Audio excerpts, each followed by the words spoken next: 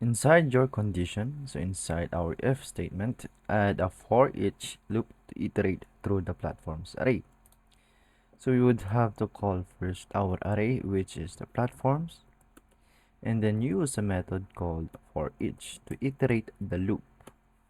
And inside the for each is that we would input a callback function, which would serve as the execution rather, while iterating in each element inside the platform's array.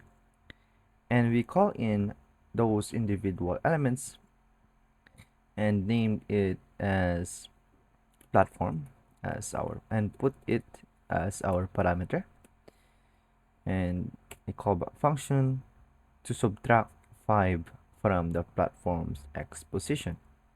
So we would have to access the parameter first and then interpolate its position, and that position would be x. Okay, and then assignment subtraction assignment operator rather, and then 5.